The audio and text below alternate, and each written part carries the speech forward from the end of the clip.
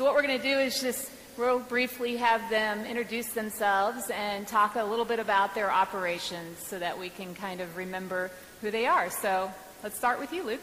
All right, well, it's great being here, and I'm so honored. So just to tell you a little bit about our operation, I started in the 60s, but my father started in 1929 on the farm where I live. It was Depression time, and he bought that farm for $11,000, and his dad told him, "You'll never make it." So you know what that does to you. That gives you a challenge. So we moved on through it. I started with 18 cows, and today we're between that 900 and 1,000 without going through all the steps in between. Few steps. All right. And today you also do broilers. What else is going on in your operation? We do broilers, about 250,000 broilers, and we do also solar. We do methane digester. We do Select Tech, and we do many other innovation things, but we'll start with that. Who else is involved in your operation? I got yourself? two of the finest sons that you could ever meet, and I was too overwhelmed last night to call them myself, so I had Jeannie do that. She called each one of them for me, and it was so great. We woke one of them up out of bed to tell him that his dad was a superstar. Took him a little time to believe, so that was nice. Well, thank you. Well, John, let's hear about your operation. My name's John Carroll. I'm from Carthage, Illinois. My family operation is myself, father, uncle, and grandfather, and always had a livestock and grain operation in Illinois, and in 2002 made a move to Brazil. I was graduating from college, and we already had 3 people telling all the employees what to do at home and didn't need a 4th. So I moved down there, we purchased a farm, and been there for the last, this is our 11th crop down there now. As a 30,000 acre corn, soybean, and cotton operation, commercial ginning operation, and some consulting and accounting also. Great. And your wife was down with your children and now is back in Illinois, or what's going on there? My youngest is now in kindergarten, so this is our first year back in Illinois with a child in school, and I'm back and forth about 1 week a month in Brazil, and then during vacations we all go down together. So. Good, great. All right, Dave, let's hear about you and your operation. My name is Dave Nelson. I'm from Fort Dodge, Iowa, north central Iowa. Coming out of high school, there was not an opportunity to farm, as well as coming out of college, there was not an opportunity to farm. So with a degree in agronomy, I went out and worked about 10 years with Monsanto in sales and marketing around the Midwest. And then that desire to come home, I never gave up. And after about 10 years out in the corporate world, was able to come home. To come home, I had to find a way to come home to provide a supplemental income because there was not enough income just on the farm. And luck, timing, network, we were able to identify a business in Fort Dodge that covered the state of Iowa selling fertilizer application equipment. And so having a love for agronomy, my father and I bought the company together. I saved a lot of money up. That was the one thing that my parents, I'm grateful for, that taught me is saving your money, because someday if you want to come home and farm, there's going to be an opportunity there. And are you going to have enough money in the bank to be able to do that? And so it wasn't coming home right away and buying that first tractor. It was buying an agribusiness is what it amounted to. And so at that time, there was 4 employees at the company. A sleeping company, in my opinion, is kind of how I assessed it during our due diligence. We bought the company in January of 2008, and 4 employees. We're now at 38 full-time employees. So running that, building that, with the success that the ag economy's had. At the same time, our farming operation, bringing back just some business skills. Not that my dad was doing anything wrong, but now there's 2 of us concentrating on the farm of his experiences and knowledge and the foundation that he brings, and then some business experiences that I learned out there on somebody else's dime. We've grown from 800 acres to about 3,000 acres now, and just see a slow growth curve there as well. And so It's my mother and father. We are 50-50 in both operations. Both of them are LLCs is how we've set it up with the consulting of our accountant, and we work very strong with Mo Russell Consulting and work with Danny Kleinfelter a little bit. And mother and father, and then my wife, of course. Mom and my wife run the combine and grain cart, and me and Dad support them, if you put it that way. But it's awesome to be home working with your parents and your best friend, my dad. Very good. Danny just was speaking that one of the things he's noticed that makes a top producer is timing of when they got into certain opportunities. And I know that that has been a key factor, Dave, in your operation. You were talking about that on our interview. Can you tell a little bit more about what you mean in terms of how timing has helped with Brokaw? Yep. Just this era of ag's been good. Timing's been perfect. I mean, so we came back in 2007. We bought it in January of 2008, but we came back in 2007, and I worked as a general manager for the company. So again, 4 employees. I was number 5. So it was a perfect time to work at the company, be the sales manager, general manager, and do my due diligence process of, is this a sustainable company? Is there growth opportunities? And you think about the scenarios. I remember the 80s. I don't remember all the details, but so I've heard about all the fathers that tried to help the sons get going in the late 70s and early 80s and that, and they put it all into it. And you know what? They were the best managers, but you know what? The times got the best of them. And for us, it's been a blessing, and it's been timing. Agriculture's been great. I'll give half to 3/4 the credit to our timing in the ag economy of how fast Brokaw's grown. But at the same time, being a company that just needed some ambition, needed some marketing, and needed some leadership that it did not have before, those were the things that we personally instilled into the company. And then our people. Going from 4 to 38 now, good people attract good people. So in one sense, I feel like I sit up here as, oh, look what Dave's done.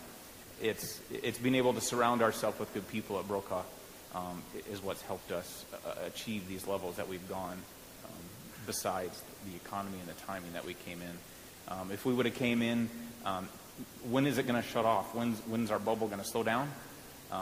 Is it next year? Is it 2 years from now? We're always cautiously optimistic, but that slowdown is coming to where instead of 2008, if it would be 2 years from now when we started in it and it was wrong timing, we probably wouldn't be where we're at today. Luke, you've been farming a little bit longer than the other 2 gentlemen beside you, so I'm sure timing has factored in so many different ways over your farming years. Talk about some opportunities and things you've seen. Well, I think that from Danny's last talk here, I thought, wow, I want to take that along home. That is so valuable, what he's just said. But timing, and I heard people talking about, well, we had to buy land, we should buy it, this and that. When I started farming, I started on Dad's farm, and then I bought it after a few years. But there was farms. We're surrounded. You guys don't know anything about farming around houses. We're farming around probably 200 homes, little patches here and there. And I say little, maybe they're 50 or 100 acres or smaller. But the timing has worked out so well for us. We can say to ourselves, why didn't we buy that farm beside? On the other side of the road from me is development. On the back side of me is where we farm and all over the place. But we were offered that farm for $1,000 an acre. But how can you buy something when you can't make it cash flow? So as time went along and we built up a number of farms, but seemed that timing was just right, and it had to be right that you could make it cash flow. As was said here, we could have bought land years ago for $5,000 an acre. In our area, the land is now between $15,000 and $20,000 an acre. We just purchased another chunk of farm ground here about a month ago. But it was a surprise. This person that was not farming sent a letter to just a couple of farmers right around and said, are you interested? And it was like, what a surprise. This is just what we're looking for. Because we lost at an auction about a year ago. We were next to last bidder, but we decide when we go to an auction or you're going to buy something, you better decide what your price is and what you can afford to pay and cash flow. and we lost that as second bidder. And then we look back because even land went up since that, and we say, well, maybe we should have bought it. And here, just about a month ago, the neighbor sends us a letter and says, I'm interested in selling. Are you interested? And it just seems like so many things in our lives have just been happening at the right time when we can make it work. True. So important, timing. John, I remember 10 years ago when all you read about was Brazil, and everybody was getting into it, and that's kind of about the time frame when your family started looking a little bit. But how has timing affected Brazil and your operation down there? Well, in 2001, when we first went down there, looked around, prime land in our area of Illinois was about $3,000 an acre, and down there it was about $300. And there was certainly, we knew in Brazil there were a lot more uncertainties, increased political risk, a lot of things we didn't know about going down there. But it was 10 to 1 difference in land price. And Warren Buffett says if you think you can buy dollars for 30 cents, you ought to buy all of them you can, and it's probably going to work out all right. And that's really what we felt like we were doing. We felt like we were buying dollars for 30 cents. And so, yeah, we were there at the right time. If we'd been 10 years earlier, it would have been a lot harder. Land laws weren't quite as evolved as they were when we came down, and would have been harder to hold on to ground. And if you'd come later, now we've gone from $300 an acre to about $4,000 an acre in Brazil. So that 10 to 1 spread has gone down now to, like 3 to 1. So the price differential between Illinois and Brazil. So it was. If we'd been 10 years earlier, 10 years later, it would looked a lot less viable. Sure. So your risks in Brazil are quite a bit different than the ones that we deal with as U.S. farmers, but not all of them. So talk to me a little bit about different ways that you mitigate risk, whether marketing programs or advisors you use. What's your plans? Well, the lending system in Brazil is virtually non-existent. You can't mortgage a farm and go get a loan, either to purchase a farm or an operating loan. And a lot of that is because the judicial system's so poor that banks can't foreclose and take possession of a farm. So when you're expanding that quickly, and Luke's talking about cash flows, that's really what it all came down to. Since you cannot count on a bank, you basically have to buy your inputs and plant your crop knowing having a pretty good idea what your revenue is going to be at the end of the year. And so we had to would forward sell and continue to forward sell about 75% of our crop is sold before we ever plant it, because we made a decision, we're going to invest this much money in Brazil, and then we're not going to put any more down there. You can be as aggressive as you want to with it there, do what you want to, but we're not going to send more. And so it had to work out, because if it didn't, you couldn't just go to a bank and get some money to get you through till the next year. Wow. Luke, how about you? What are some of your risk mitigation tactics?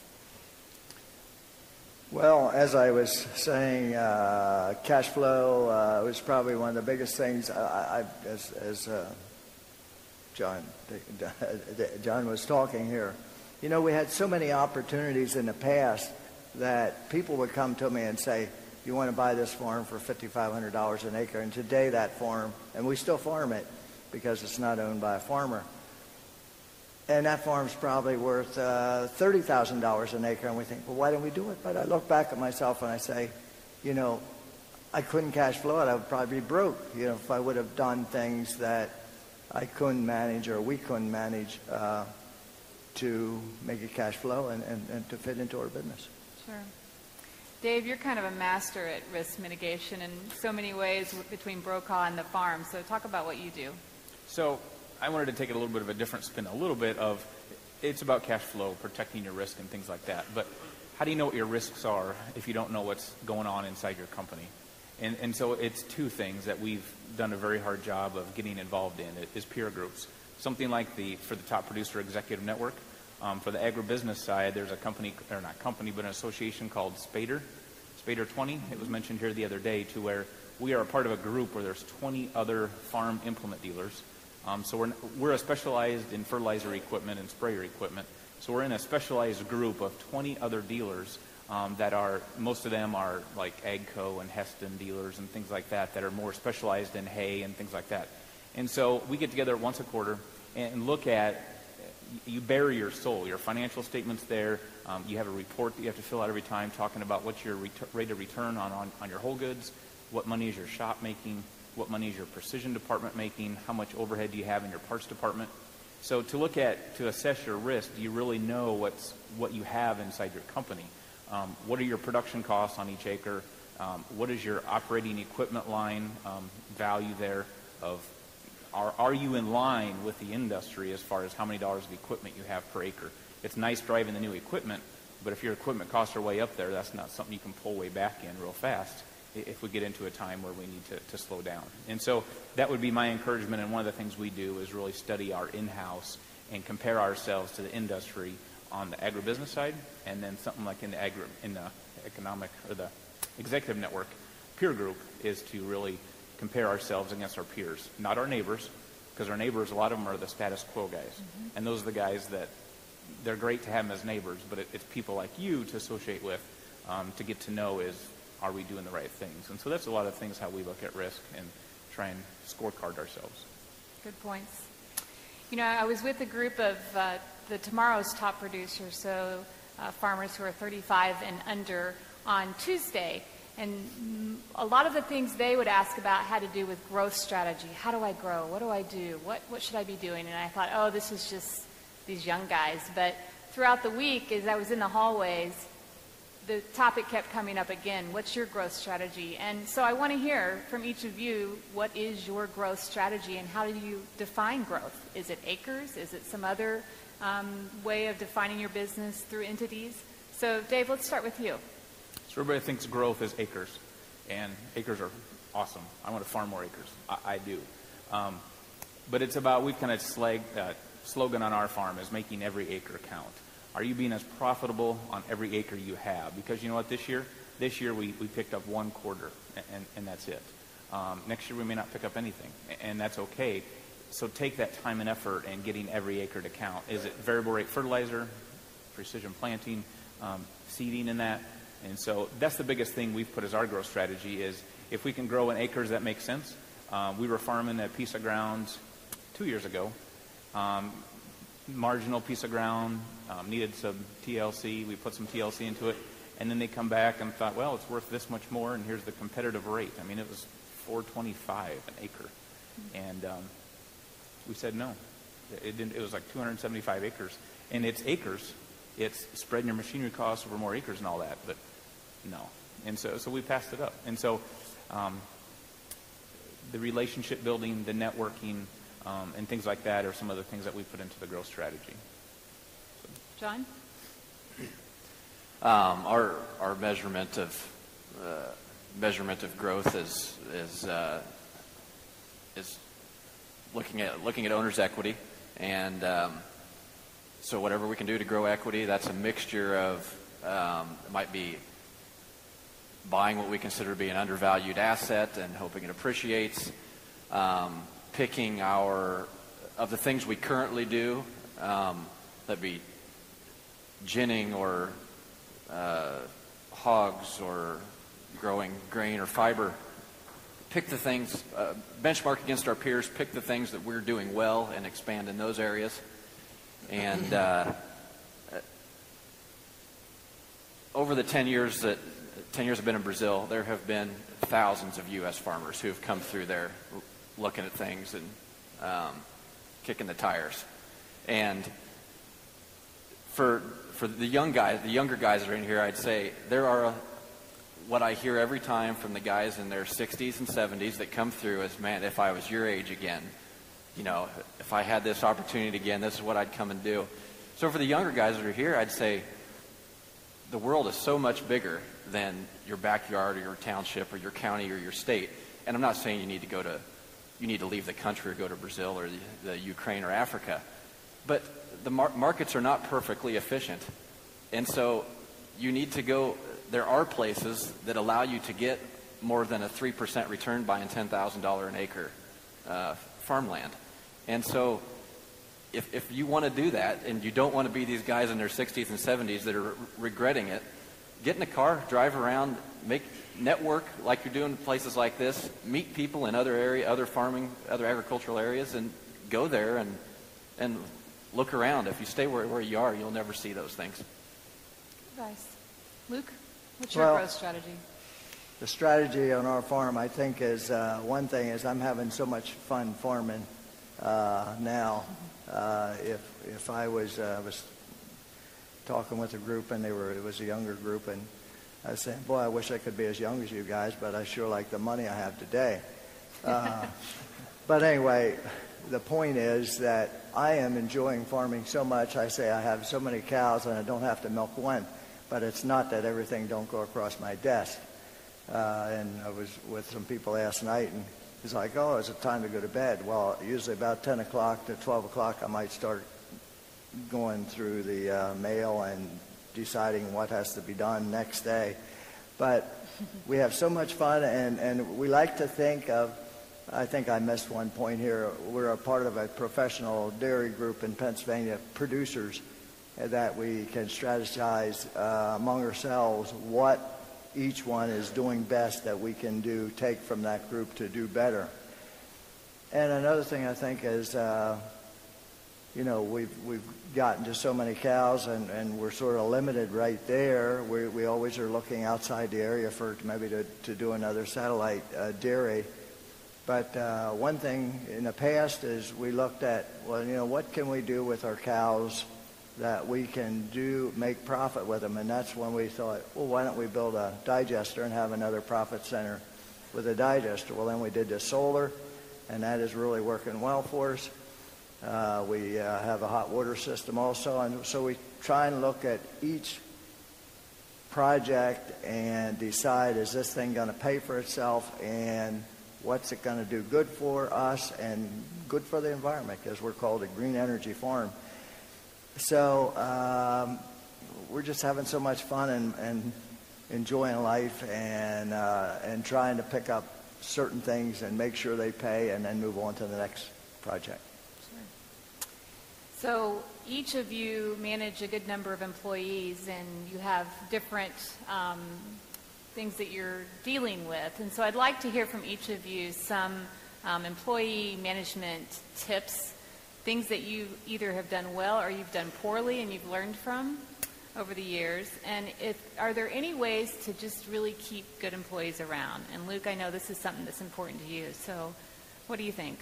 Well, my son Tony, as you saw in the pictures last night, Tony is in charge of employees. It seems like employee is not a problem for us. We meet with Tony meets with the milking employees like once a month. Mike meets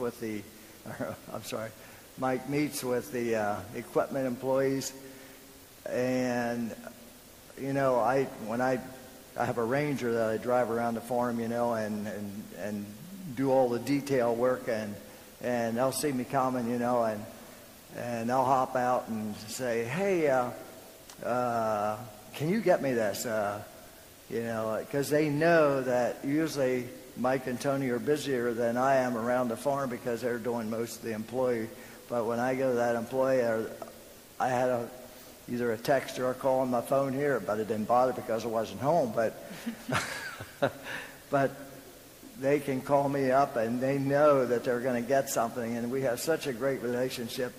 We have Christmas parties, we have summer picnics, and they just look so forward to having that good time with us, and we look forward to having a good time with them, because we try and surround ourselves with good people, and that's what makes us look good. And as I probably said in what I sent in, I said we depend on conservation, our conservation district, even our governor's been very supportive of agriculture, and I give our Secretary of Agriculture also. So if you have that good relationship with your employees and with people around you, it sure does make life easy. Well, John, you have to manage employees when you're there and when you're miles away. So talk about how you do that. Well, I think there's without getting too much detail, there's two main things. Sure. The first one is you will inevitably hire the wrong people sometime. Sometimes these are obviously just poor employees, and sometimes they're, like Danny talked about, they're just adequate, and they shouldn't be there either. And I kind of have taken on to this advice of the best time to fire someone is the first time you consider it. And I think too many of us hold on to this poor performing person for too long, and they're a thorn in your side, and you don't want to have that uncomfortable conversation of going through the firing process, and you're not sure who you're going to replace them with, but I don't think you ever regret it when you just go ahead and do it. And you may think you're doing a good job at hiding your disdain for that person, but I think it comes out, and it's demotivating for them. On the positive side, I'm a believer that on your star employees, your really standout guys, you need to pay about whatever, within reason, what it's going to take to keep them there. The difference between $10 an hour and $18 an hour is not that much when you consider the assets that these guys have their hands on, and what they can affect in your operation. So besides the pay, it's also, these highly motivated people, they need communication on what they can expect over the next 5 years of being with you. What do you see changing for them in terms of their responsibility or pay? Good. Dave? So one of the things so we've been in this 5 going on 6 years now, working on the corporate world as an employee, managing the territory, working with my retailers and dealers. I never really managed people too much. I encouraged my dealers. I worked with them to help build their business in that, but I had never hired anybody, HR, encouraged people from an employee standpoint or employer to employee standpoint.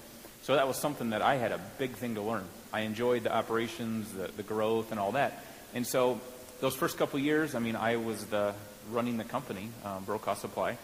Right now, we do not have any employee on the farm. It's our family, and then we bring some people out of the company to help us on the farm in the busy seasons. And so in Brokaw, that was something that I struggled with and learned real fast of, you always look for that when you got an opening, you need to hire somebody. Oh, hey, let's get 3 people together that we know of, and they're here local in Fort Dodge. Let's interview them. Oh, yep, you're the best. Usually those people didn't have a job.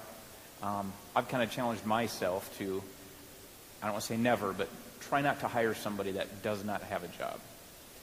Unless it's a circumstance where, their company downsized and there are good people out there. But a lot of times the good people that you want have a job right now.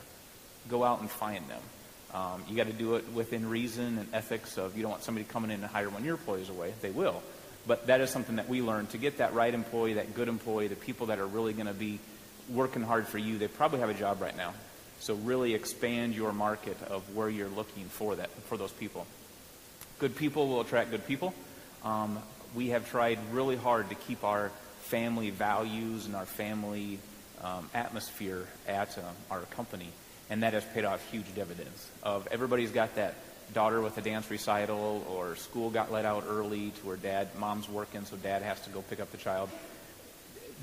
Early on, we were very lenient of salary or hourly of, go get your daughter. Take the next 2-3 hours off, no big deal.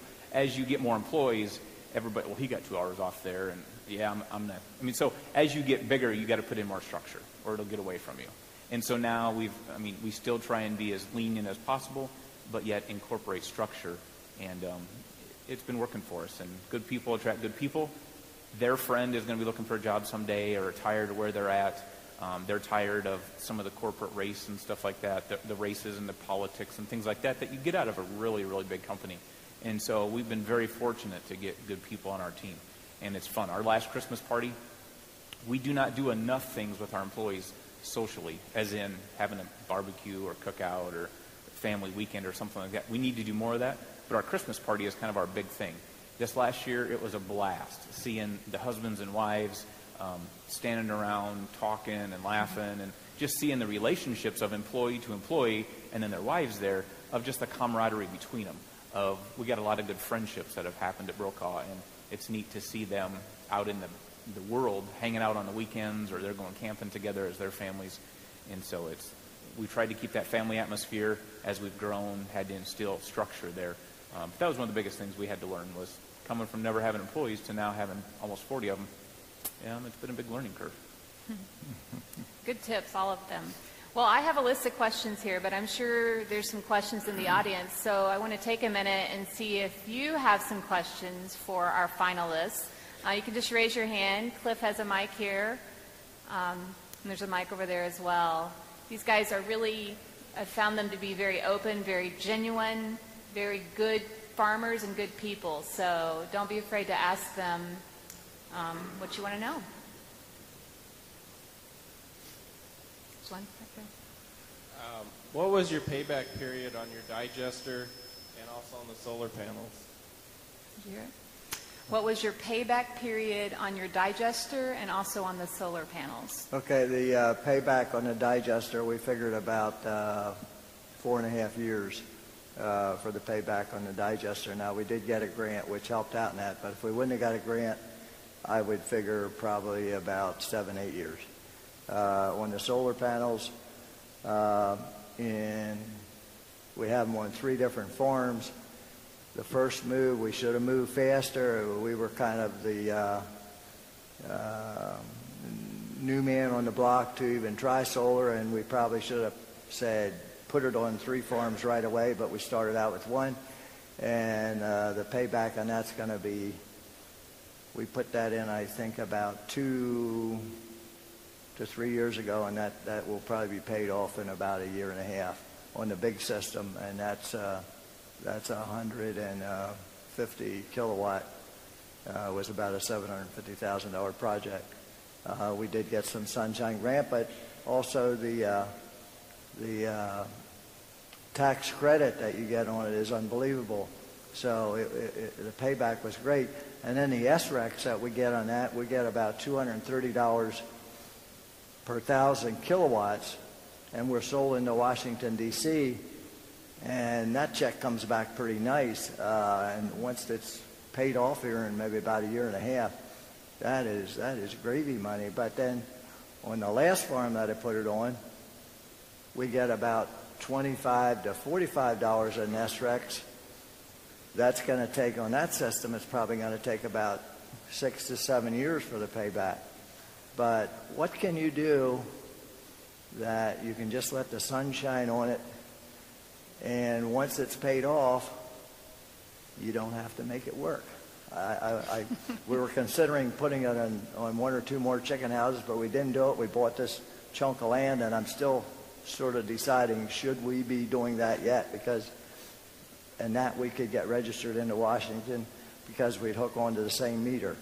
So it's been good to us, but it's another $300,000, $600,000, $500,000, $600,000, and maybe we should do it, but we just didn't do it yet to put more on. Sure. There's a question there. All of you talked in terms of we, and I assume you mean family. Do you think you would have been as motivated and thusly as successful had you struck out on your own, divergent from the family?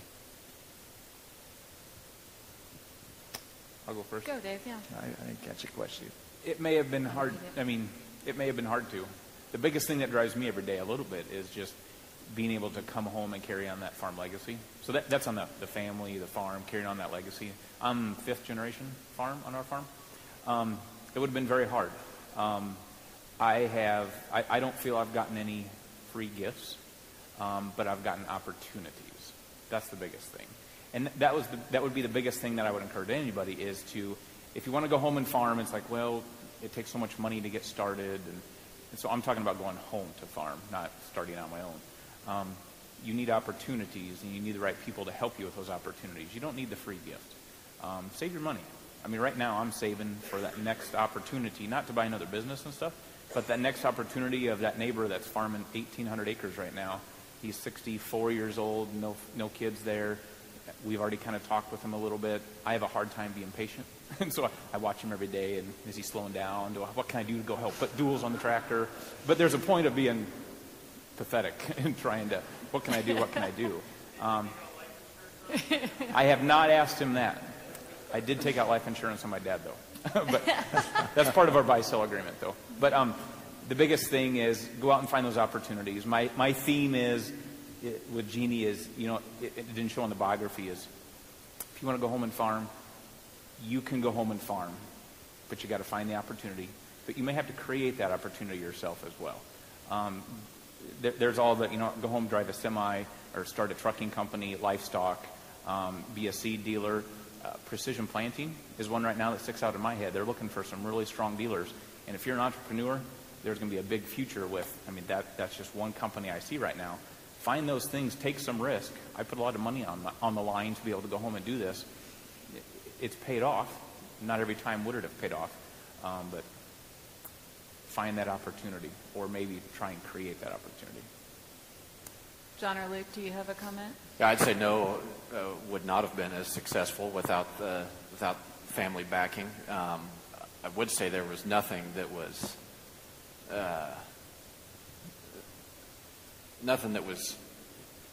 given to me. There was no money or assets given to me, but I was provided an opportunity that I wouldn't have gotten without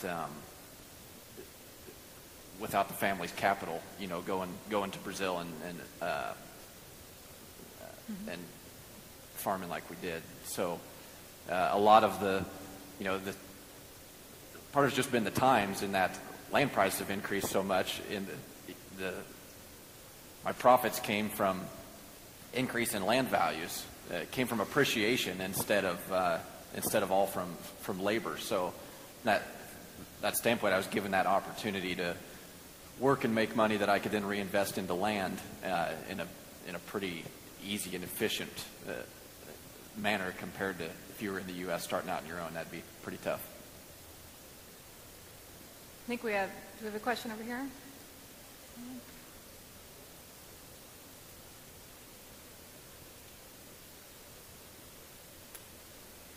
I do want to real quick, and Dave, I want to start with you. Just talk about, do we have a question?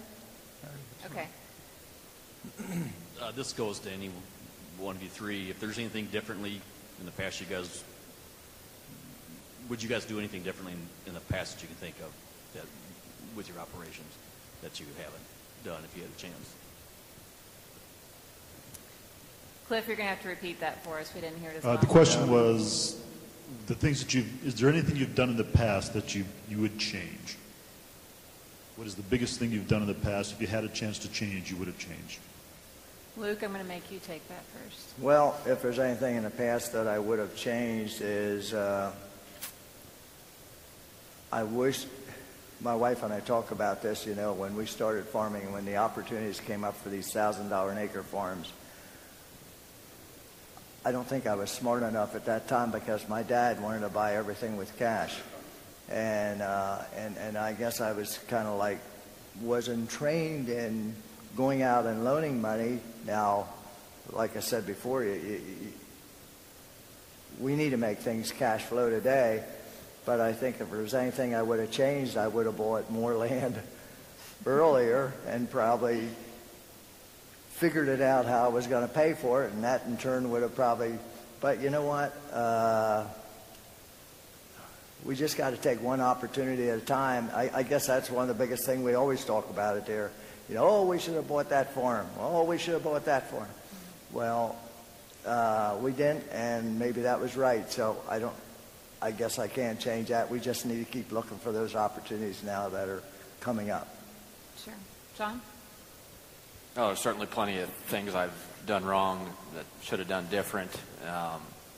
You're pretty young, too, so you got a lot of mistakes to make ahead. I do. That's scary, isn't it?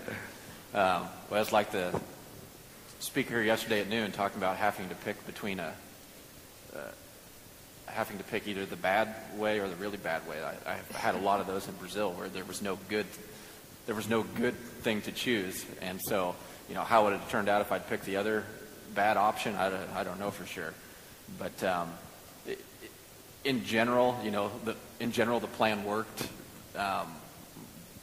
We've had a great, we went there for money. It wasn't for living. You don't move to a third world country because you like the food or the housing, So we went there to accumulate wealth, and we were able to do that. So there's things I could have done that would have made my life easier and accumulated more wealth, but in general, it went the right direction. Great. Dave? I'd take it back to my college years. Danny hit on it today. I was sitting over there thinking about it, listening to him. It's like, yes. I went for agronomy. I love science. I love fertilizer, seeds, stuff like that. So it was great. It was a fun career, or a fun education and all that. But now being out here, I wish I'd have taken more business classes, entrepreneurship, those things that Danny was touching on, that those are the things that now, the business stuff and all things, those are the things I'm having to force myself to go out and learning by hard knocks and learning out here in the experienced world. And you learn them faster when you have to go through them yourself. But if I'd had more of that base to draw on, that's one thing. If double majored in agribusiness and done more things like that, that's what sticks out to me of what I'd have done different back.